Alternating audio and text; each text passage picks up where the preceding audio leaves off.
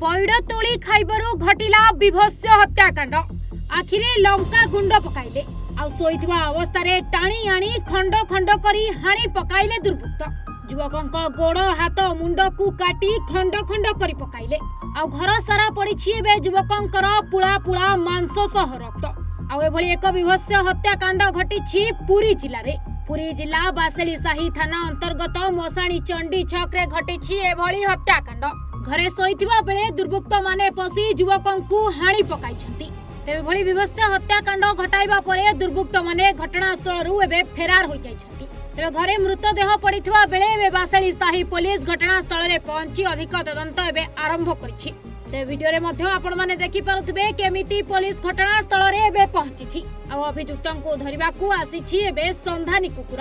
एही देखुनांती केमिति संधानी कुकुर याडे साडे घुरी बुलुछि। को बाट देई अभियुक्त माने घरे पसिथिले आ केमिति युवकंकु घरु डाकी आनिथिले आ कोठु कटुरी आनी हाणी पकाइथिले। सबकु गोटी गोटी करी खोजी बाहर करूछि एही संधानी कुकुर।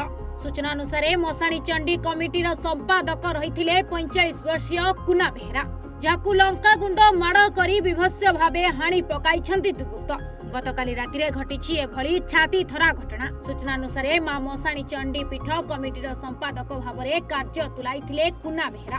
पीठ निकट बेहरा साही रे तांको घर रहितबा बेले से एकाकी रहुथिले। पत्नी तांको पिला मानंकु नेई बाप घरे रहुथिले।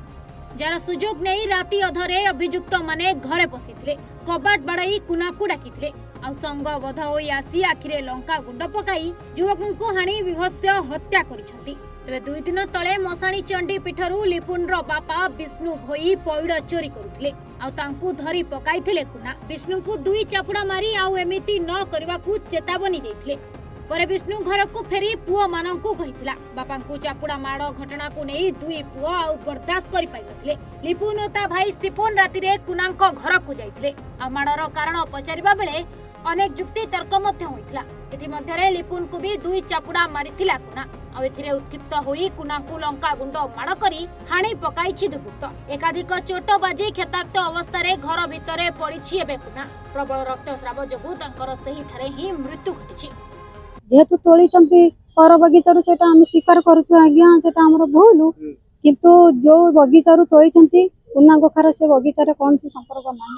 उन्ना गोखा जी से निशा थे मो स्वामी के रिजर्व पकईले कही पारि था सी हूँ 5 जणिकिया धन तू कहीं खाऊचु से क्षतिपूरण दे कि भूल मगई था कि क्षतिपूरण मगई था आम जहाँ गोटे बाट कर हटात ना सी हूँ से जगह से हटात ना मो स्वामी की से रिजर्व पकईले बाड़िया भितर ये भी माड़ खाई घर को आसिले आ किसी कहले।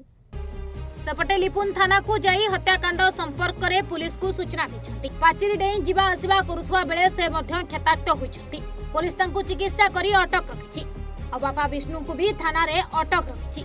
हत्यारे आ किए किए संपृक्त अछंती तार अधिक तदंत करूछि एबे पुलिस। साइंटिफिक टीम पहुंची पुलिस क्राइम स्पॉट रे अधिक तदंत आरंभ करिछि। जेउठारु 3टी चापड़ मध्य जब्त करिछि पुलिस। व्यवच्छेद निमंते सबको जिला मुख्य चिकित्सालय रे बे भर्ती करा जाइछि। कुना बेहरा घरे पाचेरी डेई घरे पशिले जेहेतु घर बहुत गरम थिला ये बाट घरे शोइथिले कबाट खोला करी फैन लगे से तांको पाई सेठारे तांको लंकामुंड पकईथिले एवं धारु अस्त्र रे आक्रमण करी हत्या करिसंती एवं एठरू पळे जाइसंती। ये घटना रे हमर गोटे मामला रुजु होई हमर साइंटिफिक टीम सहयोग रे हमर तदंत जारी रहिछि। पुरीरू शशांक शेखरଙ୍କ रिपोर्ट ओडिशा भास्कर।